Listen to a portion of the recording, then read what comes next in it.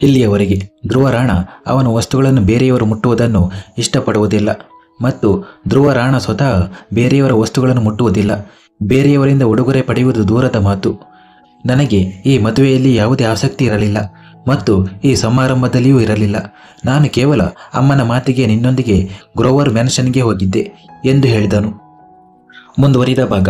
ಅಮ್ಮನ ಕೋರಿಕೆಯ ಮೇರೆಗೆ ನಾನು ನಿನ್ನ ಜೊತೆಗೆ ಗ್ರೋವರ್ ಮ್ಯಾನ್ಷನ್ಗೆ ಹೋಗಿದ್ದೆ. ಇದನ್ನು ಹೊರತುಪಡಿಸಿ ನಿನ್ನ ಮನಸ್ಸಿನಲ್ಲಿ ಬೇರೆ ಯಾವುದೇ ತಪ್ಪು ಕಲ್ಪನೆಗಳನ್ನು ಇಟ್ಟುಕೊಳ್ಳಬೇಡ ಎಂದು ಹೇಳಿ ಅವನು ಕೂಡಲೇ ಅಲ್ಲಿಂದ ಹೊರಟು ಹೋದನು. ಧನ್ವಿ ತನ್ನ ತೇವವಾದ ಕಣ್ಣುಗಳಿಂದ ಪಕ್ಕದಲ್ಲಿ ಬಿದ್ದಿದ್ದ ಆ ಪೆಟ್ಟಿಗೆಯನ್ನು ನೋಡಿದಳು. ಧ್ರುವ ಆ ಪೆಟ್ಟಿಗೆಯನ್ನು ಪಕ್ಕಕ್ಕೆ ಎಸೆದಿಲ್ಲ, ಬದಲಿಗೆ ತನ್ನ ಹೃದಯವನ್ನೇ ಒಂದು ಮೂಲೆಯಲ್ಲಿ ಎಸೆದಿದ್ದಾನೆ ಎಂದು ಅವಳಿಗೆ ಅನಿಸಿತು. ಅವಳ ಕಣ್ಣುಗಳಿಂದ ಕಣ್ಣೀರು ಹರಿಯಲು ಶುರುವಾಯಿತು.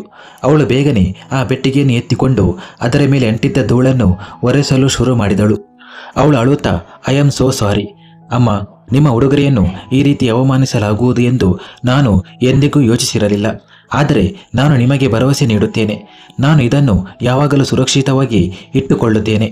ಇದು ಎಂದಿಗೂ ವ್ಯರ್ಥವಾಗಲು ಬಿಡುವುದಿಲ್ಲ, ಪ್ರಾಮಿಸ್. ಮತ್ತು I love you a lot ಅಮ್ಮ ಎಂದು ಹೇಳಿ ಆ ಉಡುಗೊರೆ ಪೆಟ್ಟಿಗೆಯನ್ನು ತನ್ನ ಎದೆಗೆ ಬಿಗಿದಪ್ಪಿಕೊಂಡಳು. ನಂತರ ಅವಳು ನಿಧಾನವಾಗಿ ಹೆಜ್ಜೆ ಹಾಕುತ್ತಾ ಮನೆಗೆ ಬಂದಳು. ಅವಳು ತನ್ನ ಕಣ್ಣೀರನ್ನು ಸಂಪೂರ್ಣವಾಗಿ ಒರೆಸಿಕೊಂಡಿದ್ದಳು. ಅವಳು ಒಳಗೆ ಬರುತ್ತಿದ್ದಂತೆ ಸೃಷ್ಟಿಯವರು ನಗುತ್ತಾ ಅವಳ ಹತ್ತಿರ ಬಂದು, ಹೇಗಿತ್ತು ನಿನ್ನ ತವರು ಮನೆ ಸಮಾರಂಭ ಎಂದು ಕೇಳಿದರು. ಧನ್ವಿ ನಗುತ್ತಾ ತನ್ನ ತಲೆಯನ್ನು ಒಪ್ಪಿಗೆಯಾಗಿ ಅಲ್ಲಾಡಿಸಿ, ಚೆನ್ನಾಗಿತ್ತು ಅತ್ತೆ, ನಿಜ ಹೇಳಬೇಕೆಂದರೆ ತುಂಬ ಚೆನ್ನಾಗಿತ್ತು ಎಂದು ಉತ್ತರಿಸಿದಳು. ಸೃಷ್ಟಿಯವರು ಸಂತೋಷದಿಂದ, ಈಗ ನನ್ನ ಮನಸ್ಸಿಗೆ ನೆಮ್ಮದಿ ಸಿಕ್ಕಿದೆ. ಒಂದು ಕೆಲಸ ಮಾಡು, ಈಗ ನೀನು ಬೇಗ ಮೇಲೆ ಹೋಗಿ ಸ್ವಲ್ಪ ಹಗುರವಾದ ಬಟ್ಟೆಗಳನ್ನು ಹಾಕಿಕೊ. ನಂತರ ನಾನು ನಿನಗಾಗಿ ಒಂದು ಒಳ್ಳೆ ಕಪ್ ಚಹಾ ಮಾಡಿ ಕಳುಹಿಸುತ್ತೇನೆ. ಅಳುತ್ತಾ ಅಳುತ್ತಾ, ಹೇಗೆ ನಿನ್ನ ಕಣ್ಣುಗಳು ಕೆಂಪಾಗಿವೆ ನೋಡು. ನಿನ್ನ ಅಪ್ಪ ಅಮ್ಮನಿಗೆ ವಿದಾಯ ಹೇಳುವಾಗ ತುಂಬ ದುಃಖವಾಗಿರಬೇಕಲ್ಲವೇ? ನಾನು ನಿನ್ನ ನೋವನ್ನು ಅರ್ಥ ಮಾಡಿಕೊಳ್ಳುತ್ತೇನೆ. ನೀನು ಹೋಗು, ನಾನು ಚಹಾ ಕಳುಹಿಸುತ್ತೇನೆ. ಹೀಗೆ ಹೇಳಿ ಅವರು ನಗುತ್ತಾ ಅಡುಗೆ ಮನೆಗೆ ಹೋದರು. ಧನ್ವಿ ತನ್ನ ರೂಮಿನತ್ತ ನೋಡಿದಳು. ಆದರೆ ಈಗ ತನ್ನ ರೂಮಿಗೆ ಹೋಗಲು ಅವಳಿಗೆ ಒಂದು ರೀತಿಯ ಮುಜುಗರವಾಗುತ್ತಿತ್ತು. ಹೇಗೋ ಮೆಟ್ಟಿಲುಗಳನ್ನು ಹತ್ತಿ ತನ್ನ ಕೋಣೆಗೆ ಹೋದಾಗ ಅವಳ ಕಣ್ಣುಗಳು ಧ್ರುವನ ಮೇಲೆ ಬಿತ್ತು. ಅವನು ತನ್ನ ಬಟ್ಟೆಗಳನ್ನು ಬದಲಾಯಿಸುತ್ತಿದ್ದನು. ತಕ್ಷಣ ಧನ್ವಿ ತನ್ನ ಕಣ್ಣುಗಳನ್ನು ಅವನ ಮೇಲಿನಿಂದ ತೆಗೆದು ಒಳಗೆ ಬಂದಳು. ಸೃಷ್ಟಿಯವರು ಅವಳಿಗೂ ಬಟ್ಟೆಗಳನ್ನು ಬದಲಾಯಿಸಲು ಹೇಳಿದ್ದರು. ಆದ್ದರಿಂದ ಅವಳು ತನ್ನ ಬಟ್ಟೆಗಳನ್ನು ಬದಲಾಯಿಸಬೇಕಾಗಿತ್ತು. ಅವಳು ತನ್ನ ಬಟ್ಟೆಗಳನ್ನು ಕ್ಲೋಸೆಟ್ನಿಂದ ಹೊರಗೆ ತೆಗೆಯುತ್ತಿದ್ದಳು. ಆಗಲೇ ಧ್ರುವ ದಿಢೀರನೆ, ನಿನ್ನ ಎಲ್ಲ ಬಟ್ಟೆಗಳನ್ನು ನನ್ನ ಕ್ಲೋಸೆಟ್ನಿಂದ ತೆಗೆದು ಬಿಡು.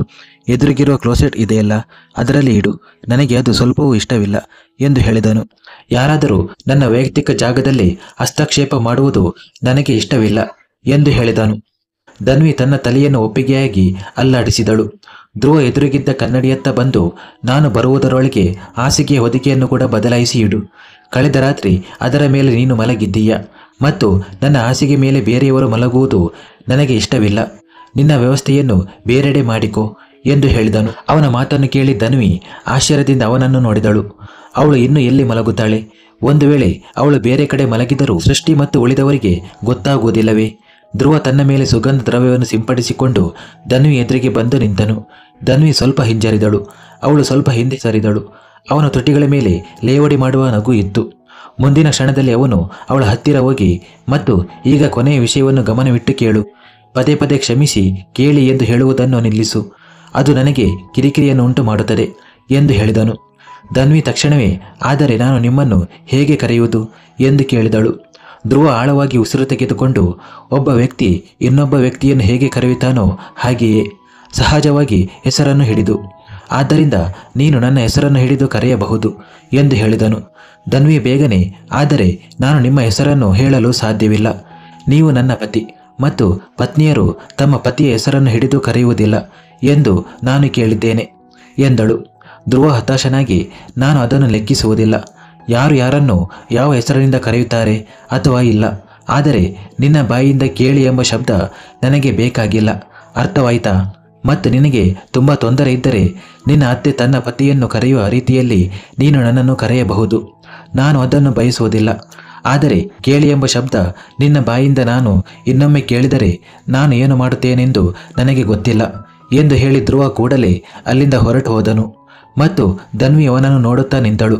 ಈಗ ಅವಳ ಮನಸ್ಸಿನಲ್ಲಿ ಒಂದೇ ಒಂದು ಪ್ರಶ್ನೆ ಇತ್ತು. ಅವಳ ಅತ್ತೆ ತನ್ನ ಪತಿಯನ್ನು ಯಾವ ಹೆಸರಿನಿಂದ ಕರೆಯುತ್ತಾರೆ? ಇದರಿಂದ ಅವಳು ಧ್ರುವನನ್ನು ಅದೇ ಹೆಸರಿನಿಂದ ಕರೆಯಬಹುದು ಎಂದು. ಸ್ವಲ್ಪ ಸಮಯದ ನಂತರ ಅವಳು ಕೋಣೆಯಿಂದ ಹೊರಗೆ ಬಂದು ಕೆಳಗೆ ಬಂದಳು. ಆಗ ಸಂಜೆ ಸುಮಾರು 7 ಗಂಟೆಯಾಗಿತ್ತು. ಸೃಷ್ಟಿಯವರು ಅವಳು ಮೆಟ್ಟಿಲುಗಳಿಂದ ಕೆಳಗೆ ಇಳಿಯುವುದನ್ನು ನೋಡಿ ತಕ್ಷಣವೇ ಅವಳ ಬಳಿಗೆ ಬಂದು, ಬಾಬಾ, ನಿನ್ನನ್ನು ಕರೆಯುವ ಬಗ್ಗೆ ನಾನು ಯೋಚಿಸುತ್ತಿದ್ದೆ. ಏಕೆಂದರೆ ಪ್ರಳಯ ಸ್ವಲ್ಪ ಸಮಯದಲ್ಲೇ ಬರಲಿದ್ದಾರೆ. ಆದ್ದರಿಂದ ನೀನು ಇಲ್ಲಿ ಕೆಳಗಿದ್ದರೆ ಒಳ್ಳೆಯದು. ನಿನ್ನ ಭಾವ ಮತ್ತು ನಾದಿನಿ ಕೂಡ ಅವರೊಂದಿಗೆ ಬರುತ್ತಿದ್ದಾರೆ. ಅವರನ್ನು ನೀನು ಮೊದಲ ಬಾರಿಗೆ ಭೇಟಿಯಾಗುತ್ತಿದ್ದೀಯಾ ಎಂದರು. ಭಾವ ಮತ್ತು ನಾದಿನಿಯ ಬಗ್ಗೆ ಕೇಳಿದ ತಕ್ಷಣವೇ ಧನ್ವಿಗೆ ಏನೋ ಆಗುತ್ತಿತ್ತು. ಅವಳು ಯೋಚಿಸುತ್ತಿದ್ದಳು, ಅವರು ಕೂಡ ಧ್ರುವನಂತೆ ಸೊಕ್ಕಿನವರು ಇರಬಹುದು ಎಂದು. ಧ್ರುವ ತಾನೇ ದೊಡ್ಡವನಾಗಿದ್ದರೂ ಸರಿಯಾಗಿ ಮಾತನಾಡುತ್ತಿರಲಿಲ್ಲ. ದೊಡ್ಡವರೇ ಹೇಗಿದ್ದರೆ ಚಿಕ್ಕವರು ಹೇಗಿರುತ್ತಾರೋ ಎಂದು ಆಲೋಚಿಸಿ ಅವಳು ಹೆದರುತ್ತಿದ್ದಳು. ಆದರೆ ಅವಳು ಸೃಷ್ಟಿಯವರಿಗೆ ಏನೂ ಹೇಳಲಿಲ್ಲ. ಅವಳು ಸೃಷ್ಟಿಯವರ ಎದುರು ನಿಂತಾಗ ಸೃಷ್ಟಿಯವರು ಅವಳನ್ನು ನೋಡಿ, ಏನಾಯಿತು, ಏನಾದರೂ ಹೇಳಬೇಕಾಗಿದೆಯೇ ನಿನಗೆ ಎಂದು ಕೇಳಿದರು. ಸೃಷ್ಟಿಯವರ ಮಾತನ್ನು ಕೇಳಿ ಧನ್ವಿ ಸ್ವಲ್ಪ ನಕ್ಕು, ಹೇಳಬೇಕಾಗಿದೆ, ಆದರೆ ಹೇಗೆ ಹೇಳುವುದು ಎಂದು ಅರ್ಥವಾಗುತ್ತಿಲ್ಲ. ಅಂದರೆ ನನಗೆ ಏನನ್ನು ಹೇಳಬೇಕಾಗಿಲ್ಲ, ನನಗೆ ಏನನ್ನಾದರೂ ಕೇಳಬೇಕಾಗಿದೆ ಅಂತೆ ಎಂದಳು. ಸೃಷ್ಟಿಯವರು ಸ್ವಲ್ಪ ನಕ್ಕು, ಹೇಳು, ಏನು ಕೇಳಬೇಕಾಗಿದೆ ಎಂದರು. ಸೃಷ್ಟಿ ಎಷ್ಟು ಪ್ರೀತಿಯಿಂದ ಕೇಳಿದರು ಎಂದರೆ ಧನ್ವಿ ಅವರಿಗಾಗಿ ತನ್ನ ಪ್ರಾಣವನ್ನೇ ಕೊಡುತ್ತಿದ್ದಳು. ಪ್ರಶ್ನೆ ಕೇಳುವುದು ಯಾವ ಕಷ್ಟ ಇರಲಿಲ್ಲ. ಅವಳು ನಗುತ್ತಾ, ನೀವು ಮಾವನವರಿಗೆ ಏನೊಂದು ಕರೆಯುತ್ತೀರಾ ಎಂದು ಕೇಳಿದಳು. ಅವಳ ಈ ಪ್ರಶ್ನೆಗೆ ಸೃಷ್ಟಿಯವರ ಹಾವಭಾವಗಳನ್ನು ನೋಡಿ ಧನ್ವಿ ಬೇಗನೆ, ನನ್ನ ಅರ್ಥವೇನೆಂದರೆ ಮಾವನವರು ಸಂತೋಷ ಪಡುವಂತಹ ಮತ್ತು ನಿಮ್ಮೊಂದಿಗೆ ಜಗಳವಾಡದಂತೆ ನೀವು ಏನು ಮಾಡುತ್ತೀರಿ ಅತ್ತೆ ಎಂದಳು. ಅವಳಿಗೆ ತನ್ನ ಪ್ರಶ್ನೆಯನ್ನು ಹೇಗೆ ಕೇಳುವುದು ಎಂದು ಅರ್ಥವಾಗುತ್ತಿರಲಿಲ್ಲ. ಇತ್ತ ಅವಳ ಎರಡನೇ ಪ್ರಶ್ನೆಯನ್ನು ಕೇಳಿ ಸೃಷ್ಟಿಯವರು ಆಶ್ಚರ್ಯಗೊಂಡರು. ತನ್ನ ಸೊಸೆ ಇಷ್ಟು ಅಡ್ವಾನ್ಸ್ ಆಗಿದ್ದಾಳೆ ಎಂದು ಅವರಿಗೆ ಗೊತ್ತಿರಲಿಲ್ಲ. ಅವರು ತಕ್ಷಣವೇ, ನಿನಗೆ ಧ್ರುವನನ್ನು ಸಂತೋಷಪಡಿಸಬೇಕಿದ್ದರೆ ಅದು ಹೇಗೆ ಎಂದು ನನಗೆ ಗೊತ್ತಿಲ್ಲ. ಆದರೆ ನಾನು ನನ್ನ ಡೇಂಜರನ್ನು ನನ್ನ ಧೈರ್ಯದಿಂದ ಸಂತೋಷಪಡಿಸುತ್ತೇನೆ. ಒಮ್ಮೆ ನಾನು ಅವರ ಮುಂದೆ ನೈಟಿ ಹಾಕಿಕೊಂಡು ಹೋದರೆ ಅವರು ಎಷ್ಟು ಕೋಪದಲ್ಲಿದ್ದರೂ ಅವರ ಕೋಪ ತಣ್ಣಗಾಗುತ್ತದೆ ಎಂದರು. ಧನ್ವಿ ತಕ್ಷಣವೇ ತನ್ನ ಕೈಯನ್ನು ತನ್ನ ತುಟಿಗಳ ಮೇಲೆ ಇಟ್ಟುಕೊಂಡಳು. ಸೃಷ್ಟಿಯವರ ಬಾಯಿಯಿಂದ ನೈಟಿಯ ಬಗ್ಗೆ ಕೇಳಿದ ತಕ್ಷಣವೇ ಅವಳು ತನ್ನ ಮುಖವನ್ನು ಇನ್ನೊಂದು ಕಡೆ ತಿರುಗಿಸಿ, ನಾನು ನಿಮ್ಮನ್ನು ಏನನ್ನೂ ಕೇಳಲಿಲ್ಲ ಅತ್ತೆ, ನಾನು ನಿಮ್ಮನ್ನು ಅಂತಹದ್ದು ಏನನ್ನೂ ಕೇಳಲಿಲ್ಲ. ಬಹುಶಃ ನಿಮಗೆ ನನ್ನ ಪ್ರಶ್ನೆ ಅರ್ಥವಾಗಲಿಲ್ಲ, ಆದರೆ ನನ್ನ ಪ್ರಶ್ನೆಯೇ ತಪ್ಪು ಎಂದು ನಾನು ಅರ್ಥ ಮಾಡಿಕೊಂಡಿದ್ದೇನೆ. ಅಂದರೆ ನೀವು ನನಗೆ ಏನನ್ನು ಹೇಳಬೇಡಿ, ಏನು ಮಾಡಬೇಕು ಎಂದು ನನಗೆಲ್ಲ ಅರ್ಥವಾಗಿದೆ ಎಂದಳು. ಸೃಷ್ಟಿಯವರು ಅವಳ ಹಾವಭಾವಗಳನ್ನು ನೋಡಿ ನಕ್ಕು, ಈಗ ನಿನಗೆ ಅರ್ಥವಾಗಿದ್ದರೆ ಹೆಚ್ಚು ಸಮಯ ತಡ ಮಾಡಬೇಡ. ಧ್ರುವ ಅಲ್ಲ, ಜಗತ್ತಿನ ಯಾವುದೇ ಗಂಡಸು ತನ್ನ ಹೆಂಡತಿಯ ಧೈರ್ಯವನ್ನು ನೋಡಿ ಅವಳ ಮೇಲೆ ಮನಸ್ಸು ಮಾಡುತ್ತಾರೆ ಎಂದು ಹೇಳಿ ಅಲ್ಲಿಂದ ಹೊರಟು ಹೋದರು. ಧನ್ವಿ ತನ್ನ ಕೈಯನ್ನು ತನ್ನ ಎದೆಯ ಮೇಲೆ ಇಟ್ಟುಕೊಂಡಳು. ಅವಳ ಹೃದಯ ಜೋರಾಗಿ ಬಡಿಯುತ್ತಿತ್ತು.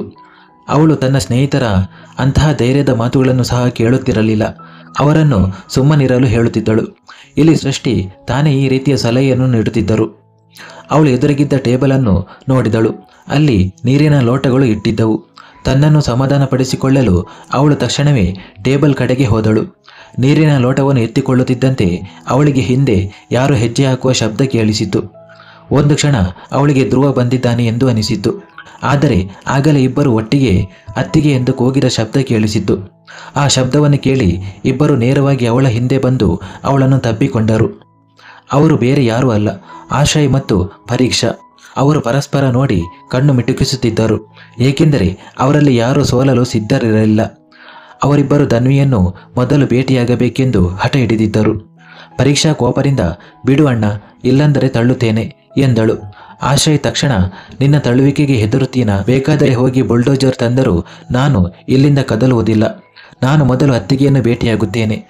ನಾನು ಭಾವ, ನೀನು ನಾದಿನಿ. ನಾಳೆ ಮದುವೆಯಾಗಿ ಎಲ್ಲಿಗಾದರೂ ಹೋಗುತ್ತೀಯ, ಆದರೆ ಅವರು ನನ್ನೊಂದಿಗೆ ಇರಬೇಕು ಅಲ್ಲವೇ ಎಂದನು.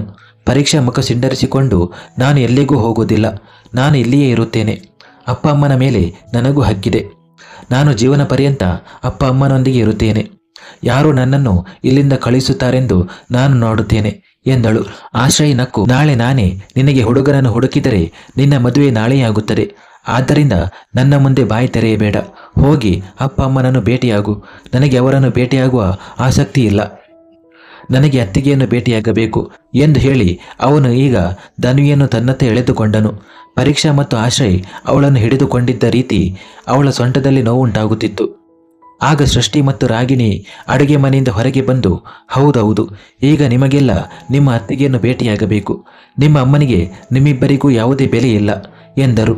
ಪರೀಕ್ಷಾ ತಕ್ಷಣ ಓಡಿ ಸೃಷ್ಟಿಯವರ ಹತ್ತಿರ ಬಂದು ಅವರ ಎದೆಗೆ ಅಂಟಿಕೊಂಡು, ನೋಡು ಅಮ್ಮ, ಅಣ್ಣ ನನ್ನನ್ನು ಅತ್ತಿಗೆಯನ್ನು ಭೇಟಿಯಾಗಲು ಬಿಡುತ್ತಿಲ್ಲ. ದಯವಿಟ್ಟು ಇವರಿಗೆ ಹೇಳಿ ನನ್ನನ್ನು ಅತ್ತಿಗೆಯನ್ನು ಭೇಟಿಯಾಗಲು ಬಿಡಲಿ ಎಂದಳು. ಆಶ್ರಯ ನಕ್ಕು, ಹೇಗೆ ಹಾಗೆ? ನನ್ನ ಅತ್ತಿಗೆ ಮೇಲೆ ಮೊದಲು ನನ್ನ ಹಕ್ಕಿದೆ ಎಂದು ಹೇಳಿ ಧನ್ವಿಯ ಸೊಂಟದಿಂದ ತನ್ನ ಕೈಗಳನ್ನು ತೆಗೆದುಕೊಂಡನು. ಧನ್ವಿ ಅವನನ್ನು ದಿಟ್ಟಿಸಿ ನೋಡುತ್ತಿದ್ದಳು. ಅವಳು ಭಾವಿಸಿದ್ದ ರೀತಿಯಲ್ಲಿ ಆಶ್ರಯ ಮತ್ತು ಪರೀಕ್ಷೆ ಇರಲಿಲ್ಲ. ಆಶ್ರಯ್ ಈಗ ಧನ್ವಿಯ ಕೈ ಹಿಡಿದು ಅವಳನ್ನು ಸೋಫಾದ ಕಡೆಗೆ ಕರೆದುಕೊಂಡು ಬಂದನು. ಅವನು ಅವಳನ್ನು ಸೋಫಾದ ಮೇಲೆ ಕೂರಿಸಿ ಮುಂದಿನ ಕ್ಷಣದಲ್ಲಿ ಅವಳ ಮಡಿಲಲ್ಲಿ ತನ್ನ ತಲೆಯನ್ನು ಇಟ್ಟುಕೊಂಡು, ಹೇಳಿ ಅತ್ತಿಗೆ, ನಾನು ನಿಮಗೆ ಹೇಗೆ ಎನ್ನಿಸುತ್ತೇನೆ? ನಾನು ತಮಾಷೆಯವನು ಅಲ್ಲವೇ? ನಿಮ್ಮವರು ತುಂಬ ಕಠೋರವಾಗಿರಬಹುದು, ಅವರೊಂದಿಗೆ ಮಾತನಾಡಲು ನಿಮಗೆ ಮನಸ್ಸಾಗದಿರಬಹುದು. ಆದರೆ ನಾನು ಅದಕ್ಕಿಂತ ಸಂಪೂರ್ಣವಾಗಿ ಭಿನ್ನ.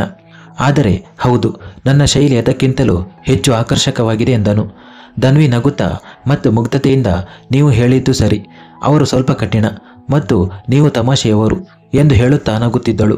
ಅಷ್ಟರಲ್ಲಿ ಇದ್ದಕ್ಕಿದ್ದಂತೆ ಅವಳು ಆಶ್ಚರ್ಯಗೊಂಡಳು. ಏನೋ ಒಡೆಯುವ ಶಬ್ದ ಅವಳ ಕಿವಿಗೆ ಬಿದ್ದಿತು. ಎಲ್ಲರೂ ಒಟ್ಟಿಗೆ ತಿರುಗಿ ಬಾಗಿಲಿನ ಕಡೆಗೆ ನೋಡಿದರು. ಅಲ್ಲಿ ಧ್ರುವ ನಿಂತಿದ್ದನು ಮತ್ತು ಪಕ್ಕದಲ್ಲಿ ಗಾಜಿನ ಚೂರುಗಳು ಚೆಲ್ಲಪಿಲ್ಲಿಯಾಗಿ ಬಿದ್ದಿದ್ದವು. ಧ್ರುವ ಬೇಕಂತಲೇ ಅಲ್ಲಿ ಇಟ್ಟಿದ್ದ ಬುಟ್ಟಿಯನ್ನು ಕೆಡವಿದ್ದಾನೋ ಇಲ್ಲವೋ ಎಂದು ಯಾರಿಗೂ ಗೊತ್ತಿರಲಿಲ್ಲ. ಆದರೆ ಅವನು ಬೇಕಂತಲೇ ಹಾಗೆ ಮಾಡಿದ್ದನು. ಅವನು ಅಲ್ಲಿರುವುದನ್ನು ನೋಡಿ ಎಲ್ಲರೂ ಆಶ್ಚರ್ಯಚಕಿತರಾಗಿದ್ದರು. ಆದರೆ ಧನ್ವಿಯ ದೇಹದಿಂದ ಜೀವವೇ ಹೋಗುತ್ತಿದ್ದಂತೆ ಅವಳಿಗನಿಸಿತು. ಧ್ರುವ ಮೊದಲೇ ಅವಳ ಮೇಲೆ ತುಂಬ ಕೋಪಗೊಳ್ಳುತ್ತಿದ್ದನು ಮತ್ತು ಈಗ ಅವನ ಕೋಪದ ಮಿತಿ ಎಲ್ಲಿಗೆ ಹೋಗುತ್ತದೋ ಗೊತ್ತಿರಲಿಲ್ಲ. ಧ್ರುವನಿಗೆ ತುಂಬ ಕೋಪ ಬರುತ್ತಿತ್ತು. ಆದರೆ ಅವನ ಕಣ್ಣುಗಳು ಧನ್ವಿಯ ಸೊಂಟದ ಮೇಲೆ ನೆಟ್ಟಿದ್ದವು. ಅಲ್ಲಿ ಆಶ್ರಯನ ಮುಖ ಮತ್ತು ಕೈ ಇತ್ತು, ಏಕೆಂದರೆ ಅವನು ಧನ್ವಿಯ ಮಡಿಲಲ್ಲಿದ್ದನು ಮತ್ತು ಸೀರೆಯನ್ನು ಧರಿಸಿದ್ದರಿಂದ ಅವಳ ಸೊಂಟ ಸ್ಪಷ್ಟವಾಗಿ ಕಾಣುತ್ತಿತ್ತು. ಪರೀಕ್ಷಾ ಧ್ರುವನನ್ನು ನೋಡಿದ ತಕ್ಷಣ ಸೃಷ್ಟಿಯವರನ್ನು ಬಿಟ್ಟು ಅವನ ಕಡೆಗೆ ಓಡಿ ಹೋಗಿ ಧ್ರುವನ ಕುತ್ತಿಗೆಗೆ ಅಂಟಿಕೊಂಡಳು. ಧ್ರುವ ಕೂಡ ಅವಳನ್ನು ಗಟ್ಟಿಯಾಗಿ ತನ್ನ ತೋಳುಗಳಲ್ಲಿ ತಬ್ಬಿಕೊಂಡಿದ್ದನು. ಧನ್ವಿ ಅವರಿಬ್ಬರನ್ನು ಈ ರೀತಿ ನೋಡಿದಾಗ ಅವಳ ಹೃದಯದಲ್ಲಿ ಈ ಪ್ರಶ್ನೆ ಮೂಡತೊಡಗಿತ್ತು. ಧ್ರುವ ಬೇರೆಯವರನ್ನು ತನ್ನ ಹತ್ತಿರ ಬರಲು ಬಿಡುತ್ತಾನೆ, ಆದರೆ ನನ್ನನ್ನು ಮಾತ್ರ ಬಿಡುವುದಿಲ್ಲ. ಆದರೆ ಏಕೆ? ನಾನು ಅವನ ಹೆಂಡತಿಯಲ್ಲವೇ? ಮತ್ತು ಹೆಂಡತಿ ತನ್ನ ಪತಿಯ ಹತ್ತಿರ ಹೋಗದಿದ್ದರೆ ಬೇರೆ ಎಲ್ಲಿಗೆ ಹೋಗುತ್ತಾಳೆ? ಆಶ್ರಯ್ ಇನ್ನೂ ಧನ್ವಿಯ ಮಡಿಲಲ್ಲಿಯೇ ಇದ್ದನು. ಅವನು ಅವಳ ಕೋಮಲ ಮುಖವನ್ನು ತನ್ನ ಕಡೆಗೆ ಬಾಗಿಸುತ್ತಾ, ಅವರ ಬಗ್ಗೆ ಗಮನ ಕೊಡಬೇಡಿ, ನೀವು ನನ್ನ ಮೇಲೆ ಮಾತ್ರ ಗಮನ ಕೊಡಿ ಅತ್ತಿಗೆ. ಹೇಳಿ, ನಾನು ನಿಮಗೆ ಹೇಗೆ ಅನ್ನಿಸುತ್ತೇನೆ ಎಂದನು. ಧನ್ವಿ ಹಿಂಜರಿಯುತ್ತಾ, ನೀವು ಒಳ್ಳೆಯವರು ಎಂದು ಹೇಳುತ್ತಿದ್ದಳು. ಆಗ ಅವಳಿಗೆ ಮೆಟ್ಟಿಲುಗಳ ಮೇಲೆ ಧ್ರುವ ಹೋಗುತ್ತಿರುವ ಶಬ್ದ ಕೇಳಿಸಿದ್ದು. ಸೃಷ್ಟಿಯವರು ಒಂದು ಕ್ಷಣ ಧ್ರುವನ ಕಡೆಗೆ ನೋಡಿದರು. ಅದೇ ಸಮಯದಲ್ಲಿ ಆಶ್ರಯ್ ಮತ್ತೊಮ್ಮೆ, ನಿಮ್ಮ ಆ ಕಠಿಣ ಪತಿ ಈಗ ಮೇಲೆ ಹೋದರು, ಅಂದರೆ ನಿಮ್ಮ ಕೋಣೆಗೆ ಹೋದರು. ಈಗ ನೀವು ನನ್ನನ್ನು ಮುಕ್ತವಾಗಿ ಹೊಗಳಬಹುದು ಅತ್ತಿಗೆ, ನನಗೆ ಸ್ವಲ್ಪವೂ ಬೇಜಾರಾಗುವುದಿಲ್ಲ ಎಂದನು. ಅವನ ಮಾತನ್ನು ಕೇಳಿ ಸೃಷ್ಟಿಯವರು ನಗುತ್ತಾ, ಸ್ವಲ್ಪ ಉಸಿರು ತೆಗೆದುಕೋ ಮತ್ತು ಅವಳಿಗೂ ಉಸಿರು ತೆಗೆದುಕೊಳ್ಳಲು ಬಿಡು. ಪಾಪ, ಅವಳು ನಿಮ್ಮಿಬ್ಬರಿಗಾಗಿ ಉತ್ಸುಕಳಾಗಿದ್ದಳು. ಆದರೆ ಈಗ ನನಗೆ ಅನ್ನಿಸುತ್ತಿದೆ ಅವಳು ನಿನಗೆ ಹೆದರಿ ಇರುತ್ತಾಳೆ ಎಂದು. ಅವಳನ್ನು ಹೆಚ್ಚು ತೊಂದರೆ ಕೊಡಬೇಡ ಎಂದರು. ಆಶ್ರಯ ಮುಖ ಸಿಂಡರಿಸಿಕೊಂಡು, ಅಯ್ಯೋ ಅಮ್ಮ, ನಿಮಗೂ ಅರ್ಥವಾಗುವುದಿಲ್ಲವಾ? ನಾನು ಅತ್ತಿಗೆಯನ್ನು ತೊಂದರೆ ಮಾಡುತ್ತಿಲ್ಲ, ನಾನು ಅವಳೊಂದಿಗೆ ಪರಿಚಯ ಮಾಡಿಕೊಳ್ಳುತ್ತಿದ್ದೇನೆ ಎಂದು ಹೇಳಿ ಆಶ್ರಯ್ ಧನ್ವಿಯ ಮಡಿಲಿನಿಂದ ಎದ್ದು ಸೃಷ್ಟಿಯವರ ಹತ್ತಿರ ಬಂದನು. ರಾಗಿಣಿಯವರು ನಕ್ಕು, ನಿನ್ನ ಪರಿಚಯದಿಂದಾಗಿ ಆ ಬಡ ಹುಡುಗಿಯ ಸ್ಥಿತಿ ಏನಾಗುತ್ತದೋ ಅದು ಅವಳ ಮುಖವನ್ನು ನೋಡಿದರೆ ಗೊತ್ತಾಗುತ್ತಿದೆ ಎಂದರು. ಅತ್ತ ಧನ್ವಿಯ ಮುಖದಲ್ಲಿ ಮತ್ತೊಮ್ಮೆ ಭಯ ಕಾಣಿಸುತ್ತಿತ್ತು. ಸೃಷ್ಟಿಯವರು ಅವಳ ಹತ್ತಿರ ಬಂದು, ನೀನು ಒಂದು ಕೆಲಸ ಮಾಡು, ಧ್ರುವನಿಗಾಗಿ ಕಾಫಿ ತೆಗೆದುಕೊಂಡು ನಿನ್ನ ಕೋಣೆಗೆ ಹೋಗು. ಈಗ ಡಿನ್ನರ್ ಬಡಿಸಲು ಸಿದ್ಧವಾಗಿದೆ. ನಾನು ಒಬ್ಬ ಸೇವಕನನ್ನು ನಿಮ್ಮಿಬ್ಬರನ್ನು ಕರೆಯಲು ಕಳುಹಿಸುತ್ತೇನೆ ಎಂದರು. ಧನ್ವಿ ತನ್ನ ತಲೆಯನ್ನು ಒಪ್ಪಿಗೆಯಾಗಿ ಅಲ್ಲಾಡಿಸಿದಳು. ಆಗ ಒಬ್ಬ ಸೇವಕ ಒಂದು ಟ್ರೇಯನ್ನು ಅವಳ ಮುಂದೆ ಇಟ್ಟನು. ಅದರಲ್ಲಿ ಒಂದು ಕಾಫಿಯ ಕಪ್ ಇತ್ತು. ಧ್ರುವ ಆಫೀಸಿನಿಂದ ಬಂದ ತಕ್ಷಣ ಕಾಫಿ ಕುಡಿಯುತ್ತಿದ್ದನು. ಆದ್ದರಿಂದ ಅವನು ಬರುತ್ತಿದ್ದಂತೆಯೇ ಸೇವಕ ತಾನಾಗಿಯೇ ಕಾಫಿ ತಯಾರಿಸುತ್ತಿದ್ದನು. ಧನ್ವಿ ನಡುಗುವ ಕೈಗಳಿಂದ ಆ ಟ್ರೇಯನ್ನು ತೆಗೆದುಕೊಂಡು ನೇರವಾಗಿ ತನ್ನ ಕೋಣೆಗೆ ಹೋದಳು. ಅವಳು ಕೋಣೆಗೆ ಬರುತ್ತಲೇ ಸುತ್ತಲೂ ನೋಡಿದಳು. ಆದರೆ ಅವಳಿಗೆ ಧ್ರುವ ಎಲ್ಲಿಯೂ ಕಾಣಿಸಲಿಲ್ಲ. ಆಗ ಅವಳಿಗೆ ಸಿಗರೇಟಿನ ವಾಸನೆ ಬಂತು. ಸಿಗರೇಟಿನ ವಾಸನೆಯಿಂದ ಅವಳು ಆಶ್ಚರ್ಯಗೊಂಡಳು, ಏಕೆಂದರೆ ಧ್ರುವ ಧೂಮಪಾನ ಮಾಡುತ್ತಾನೆ ಎಂದು ಅವಳಿಗೆ ಗೊತ್ತಿರಲಿಲ್ಲ. ಅವಳು ಮುಂದೆ ಹೋದಾಗ ಬಾಲ್ಕನಿಯಲ್ಲಿ ನಿಂತಿರುವ ಧ್ರುವ ಕಾಣಿಸಿದನು. ಅವಳು ಕಾಫಿ ಕಪ್ ತೆಗೆದುಕೊಂಡು ಬಾಲ್ಕನಿ ಕಡೆಗೆ ಬಂದು, ಕೇಳಿ, ನೀವು ಕಾಫಿಯನ್ನು ಇಲ್ಲೇ ಕುಡಿಯುತ್ತೀರಾ ಅಥವಾ ಒಳಗೆ ಟೇಬಲ್ ಮೇಲೆ ಇಡಲೇ ಎಂದು ಕೇಳಿದಳು. ಧ್ರುವ ಕೋಪದಿಂದ, ಇಲ್ಲ, ನನ್ನ ತಲೆಯ ಮೇಲೆ ಇಡು ಎಂದನು. ಅವನ ಮಾತನ್ನು ಕೇಳಿ ಧನ್ವಿ ಒಂದು ಕ್ಷಣ ಕಾಫಿ ಕಪ್ ಕಡೆಗೆ ಮತ್ತು ನಂತರ ಧ್ರುವನ ತಲೆಯ ಕಡೆಗೆ ನೋಡಿದಳು. ಧ್ರುವನ ತಲೆಯು ದುಂಡಾಗಿತ್ತು ಮತ್ತು ಕಾಫಿ ಕಪ್ ಕೂಡ ಸಂಪೂರ್ಣವಾಗಿ ದುಂಡಾಗಿತ್ತು. ಅವಳು ಧ್ರುವನ ಸ್ವಲ್ಪ ಹತ್ತಿರ ಬಂದು, ಆದರೆ ನಿಮ್ಮ ತಲೆಯ ಮೇಲೆ ಕಾಫಿ ಕಪ್ ಇಟ್ಟರೆ ಅದು ಬಿದ್ದು ಹೋಗುತ್ತದೆ. ನಾನು ಒಂದು ಕೆಲಸ ಮಾಡುತ್ತೇನೆ, ಅದನ್ನು ಒಳಗೆ ಟೇಬಲ್ ಮೇಲೆಯೇ ಇಡುತ್ತೇನೆ ಎಂದಳು. ಅವಳ ಮಾತನ್ನು ಕೇಳಿ ಧ್ರುವನ ಕೋಪ ಮತ್ತಷ್ಟು ಹೆಚ್ಚಾಯಿತು.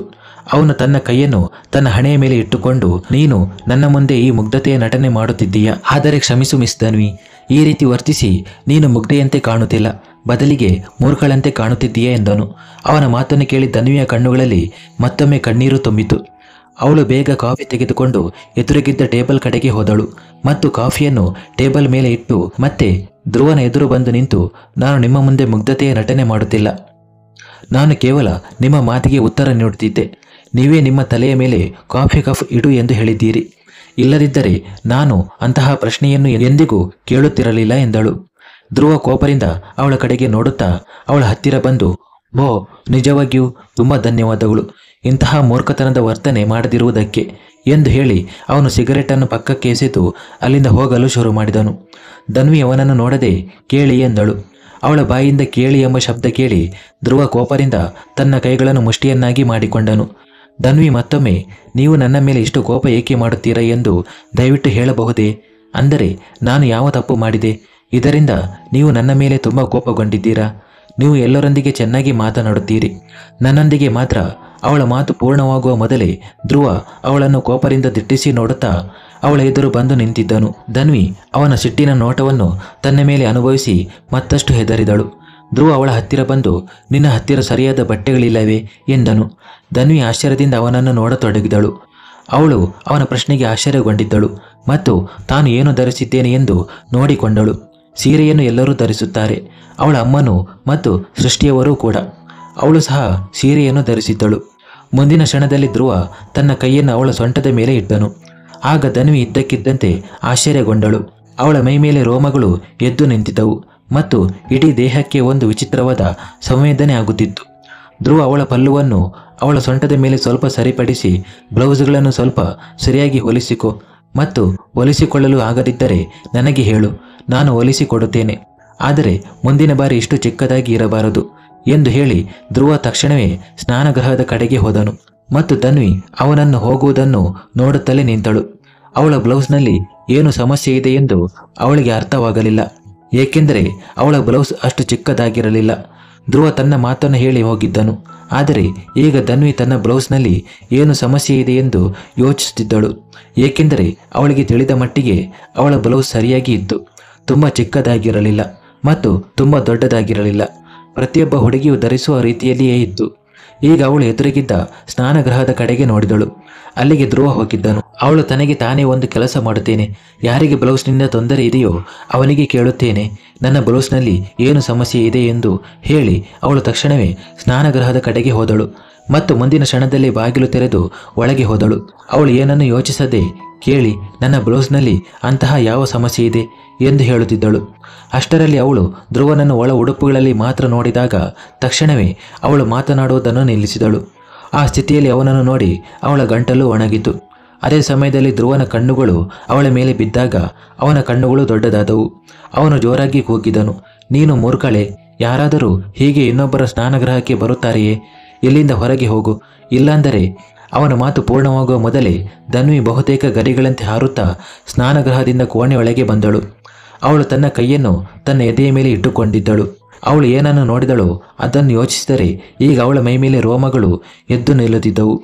ಅವಳು ತನಗೆ ತಾನೇ, ಹೇ ದೇವರೇ, ನಾನು ಏನು ಮಾಡಿದೆ? ಒಬ್ಬರು ಈಗಾಗಲೇ ಸುಟ್ಟ ಬದನೆಯಂತೆ ಸತ್ತಿದ್ದಾರೆ ಮತ್ತು ನಾನು ಅವರನ್ನು ಮತ್ತಷ್ಟು ಕೋಪಗೊಳಿಸಿದೆ ಎಂದು ಹೇಳಿಕೊಂಡಳು. ಈ ಜ್ವಾಲಾಮುಖಿ ನನ್ನ ಮೇಲೆ ಸಿಡಿಯಬಹುದೇ? ಇಲ್ಲ ಇಲ್ಲ, ನಾನು ಇಲ್ಲಿಂದ ಹೋಗಬೇಕು, ನಾನು ಇಲ್ಲಿಂದ ತಪ್ಪಿಸಿಕೊಂಡು ಹೋಗಬೇಕು. ಆದರೆ ಏನು ಮಾಡಲಿ? ನನ್ನ ಬ್ಲೌಸ್ ಚಿಕ್ಕದಾಗಿಲ್ಲ, ಆದರೆ ನಾನು ಹೊರಗೆ ಹೋಗಬೇಕು. ಹೇ ಭಗವಂತ, ನನಗೆ ಏನು ಮಾಡಬೇಕು ಮತ್ತು ಏನು ಮಾಡಬಾರದು ಎಂದು ಅರ್ಥವಾಗುತ್ತಿಲ್ಲ. ನನ್ನ ಬಳಿ ಇರುವ ಇತರ ಬ್ಲೌಸ್ಗಳು ಕೂಡ ಹೇಗೇ ಇರುತ್ತವಲ್ಲವೇ? ನನಗೆ ಗೊತ್ತಿಲ್ಲ, ನಾನು ಇಲ್ಲಿಂದ ಹೋಗುತ್ತಿದ್ದೇನೆ ಎಂದು ಹೇಳಿ ಅವಳು ಕೂಡಲೇ ಅಲ್ಲಿಂದ ಓಡಿ ಹೋದಳು.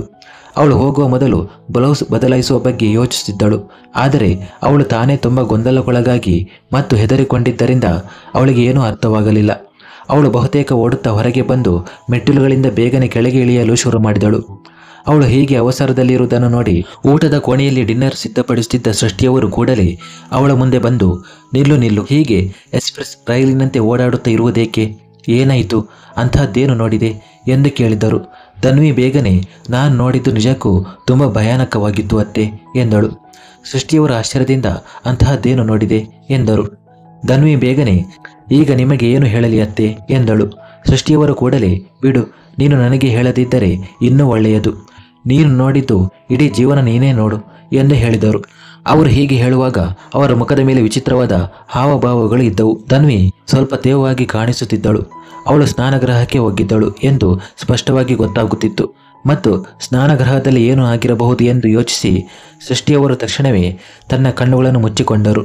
ಅವರು ಬೇಗನೆ ಊಟದ ಕೋಣೆಯ ಕಡೆಗೆ ಹೋಗುತ್ತಾ, ನಾನು ನಿನ್ನ ಮಾತನ್ನು ಕೇಳಲೇಬೇಕಿಲ್ಲ ಎಂದರು.